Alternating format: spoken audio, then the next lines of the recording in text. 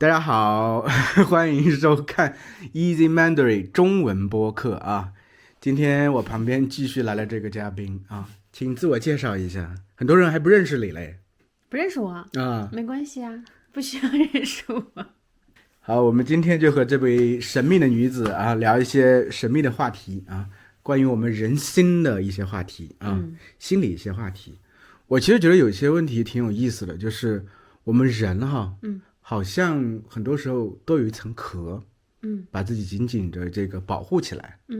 仿佛就是你探出壳去看一下，然后就马上就缩回来。这个我觉得有一个概念挺有意思，就是这种英文叫 comfort zone， 中文叫什么来着？舒适舒适区。区。你不是个中文老师吗？哎，有时候最近看英文的书看太多了啊。就你是如何理解这么一个现象的？什么现象？舒适区这个现象，舒适区是一个名词，一个定义，它不是一个现象啊。就是很多人他习惯待在自己的舒适区。咱们就不说，比如说就是工作学习方面，就说心理方面。比如说其实每个人他都有一些状态自己是不舒适的，自己也可能能察觉出来，但是你要真的让他走出自己这个心理的这个舒适区，比如说进行一些改变啊等等，其实很难，对不对？又笑我什么意思？又想到我了吗？我又可以成为一个例子吗？好，来，请发表您的感言。那我想问问你，对于你来说，为什么做改变那么的难？就是你也知道有一些问题，比如说你面对情绪的时候，你害怕情绪，对情绪有一些抵触，那你也知道它是需要调整的，但为什么这么多年了依然很难？现在有好很多哈，现在好了很多。谢谢您的夸奖。不客气，不客气。为什么走到这条路这个状态用了这么久呢？对哈，我觉得一个是习惯，习惯应该是一个很大的一个力量，就像一股力量把你一直往前推，因为你要是违反习惯去做一些事情的话，我感觉阻力太大，对吧？这是一个，而且我觉得既然叫它做舒适圈嘛，对不对？它是让你很舒适的，你改变势必而言是不舒适的，虽然就是说像你说的，我面对情绪的时候，可能我其实当下是不舒适的，但是你让我改变，我更不舒适。我觉得两个相比较而言，我可能宁愿待在我不舒适的这个舒适圈里头。那就可以，其实不要叫它舒适圈，叫它安全圈。啊，安全，对不对？就是你其实在这个区域内，你是觉得安全，虽然说你不舒服，但你安全，因为这个路径、这个模式都是你熟悉的，其实你大概率也能预测接下来这个事情的走向会是什么。哦，你说的一个预测，我这个觉得很有意思。就以前看这个一些就是研究说小孩子，他们有些小孩子知道父母容易生气，他其实宁愿父母生气，因为他是可以预测父母生气的，也不希望父母有时候突然对他好像表现的就是挺那个什么的啊，关心啊、温存那种感觉。我不知道我表达对不是这个意思。我想你应该表达的就是有的时候小孩子会用一些方式来刺激父母，然后让父母呈现出真实的状态，然后让孩子才觉得踏实跟安稳，这个是他可以预测到，然后父母会是怎么样的反应，他做什么样的反应，这个事情最终就会结束。但如果说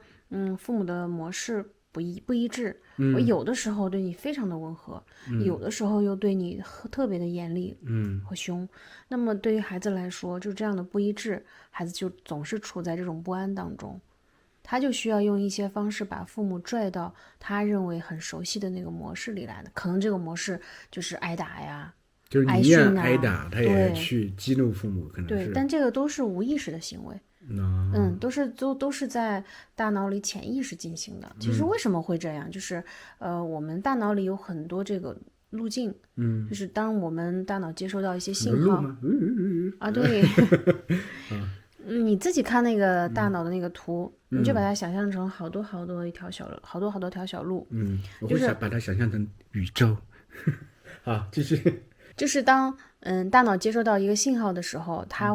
大脑会对我们的身体呀，对我们的一些器官啊，比如说皮肤，然后比如说身体体温的控制，就是这叫中枢神经应该是叫，然后还有我们的肢体会发生一些动作，它都会传送一个信号。为啥皮肤就是有人的脸可能会发红，他生气的时候他的脸会发红，然后有些人的皮肤可能会发烫，然后可能四肢会紧张会手抖，就是他会有，或者说我特别冲动，我现在就想打人，就会有这样的一些信号，它其实是大脑接收到这个信号，然后传递到身体的这些各个地方去的。我们就相当于有一个小人儿，他在大脑里，他接收到这个，他就走了那条路，就走到那里去。因为我以往都是走这条路，我就可以把信件送到的。这个路他走了很多遍了，非常熟悉。那你现在说，就是我想换一个方式去给我身体这些器官都发送不一样的信号。那么我就要走不同的路了。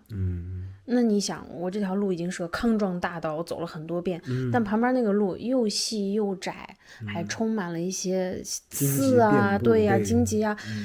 你刚开始走的时候肯定是会不安、紧张、害怕，甚至可能会有一些痛苦。但你需要多走，多走，多走。把路走出来嘛，本来没有路走的人多了，它变成然后你走的多了，这条路慢慢的用进废退，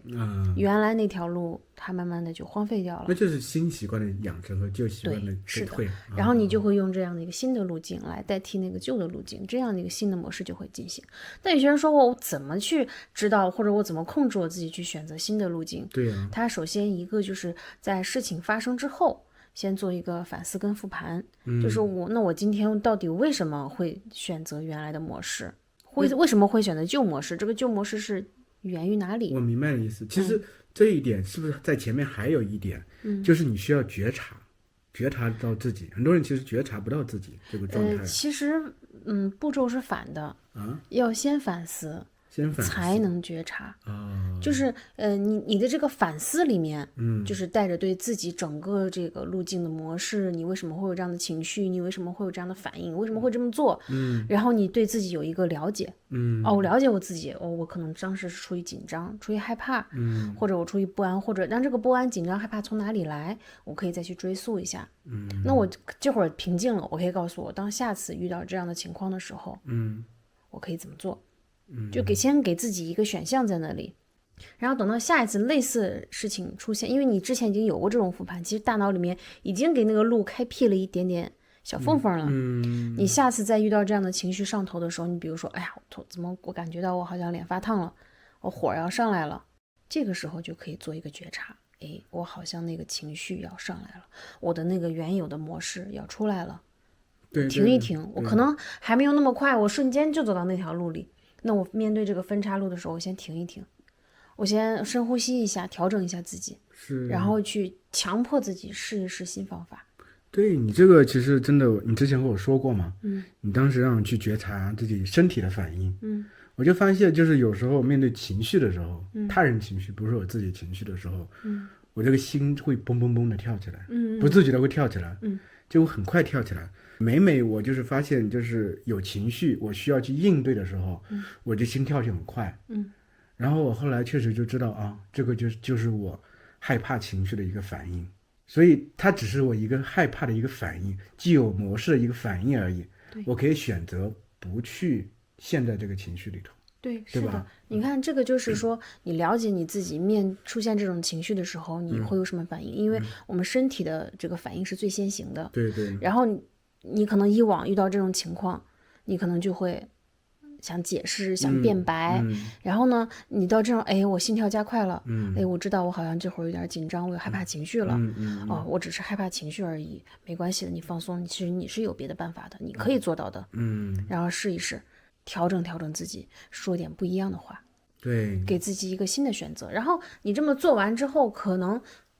有可能会带来新的对方的一个反馈，也有可能不会，就是如果带来了一个新反馈，你就告诉自己你做到了，很棒，那么他就如果没做到，你告诉自己你迈出了新的一步，依然很棒，就是自我夸奖，很棒哦，因为只有这种自我激励跟肯定，才能让你的大脑对这个东西印象更加深刻，就像喂了一颗糖一样，你下次才能有更多的动力去选择这个模式。你说如果它一直是一个负反馈的方式，就是我在这边改变，但我得到的都是负反馈，不光是对方的反馈，包括我自己对我自己都有很多负反馈。那么我就可能不愿意再走这个。你说到这里让我想到，就是其实现在婚姻里头或者关系里头两个人，很多时候就是要有所改变，肯定是有一个人先去做出改变的，对不对？对。那样的话，假如他做的一些改变都得不到很好的反馈的话，是不是这个就很难真正的落实下去？我脑子中第一个蹦出来的想法其实，你不能去说所有的婚姻关系，我只能说一部分，因为确实也有一些很离谱的状态，一些很离谱的人，这个确实是有的，你比如说家暴。那你说你这种改变，你面对这样的一个异性，你做这些东西都是徒劳的，我觉得，对，就是有病啊，对，是的，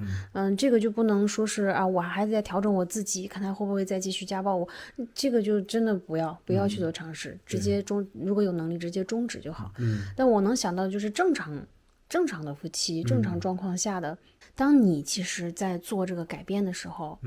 你其实要带着一个目标，而不是就带着一个目标是我希望我们的关系变好，然后我在我们的关系里面能够吸取养分，我在我们的关系里面能够得到爱、快乐、支持。你听到这所有东西都是关于自己的，自己，对，是关于自己的。但如果你说，我做改变，我是为了你，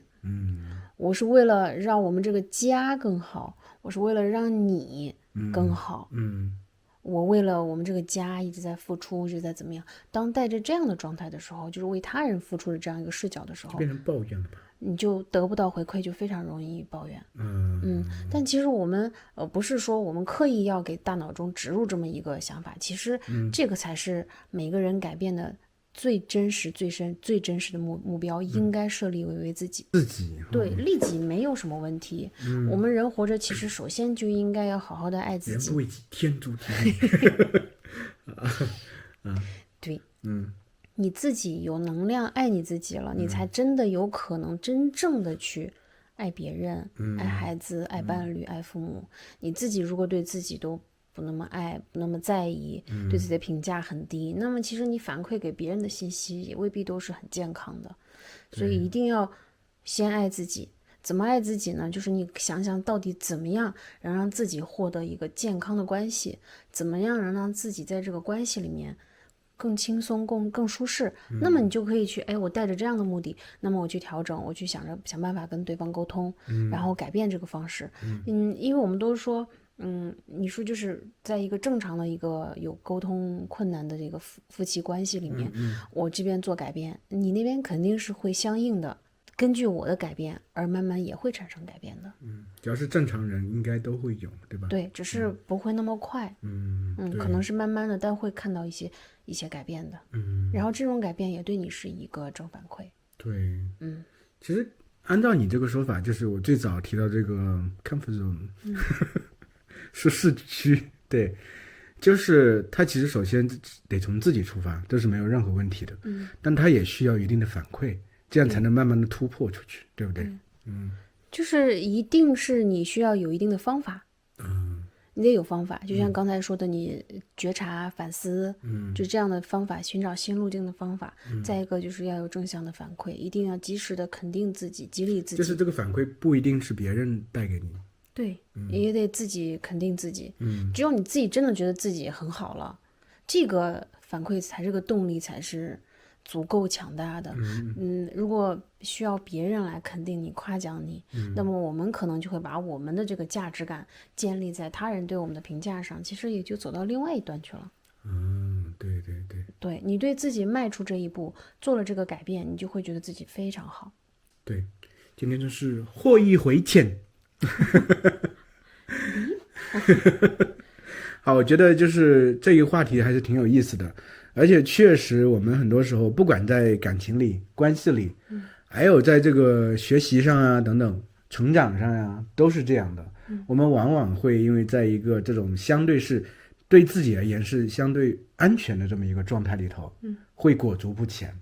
所以这个时候其实就需要按照这个我们神秘的女嘉宾刚才提到这么一个方法，来慢慢的一点点往外走啊，在自己脑子里形成一个新的路径啊。希望今天这个播客对大家真的有帮助啊！因为之前有朋友给我留言就说：“哎呀，你帮助我更好的了解我的老婆了。”我很欣慰哈，其实是你了。好的，那么咱们今天就到这儿吧，大家拜拜喽。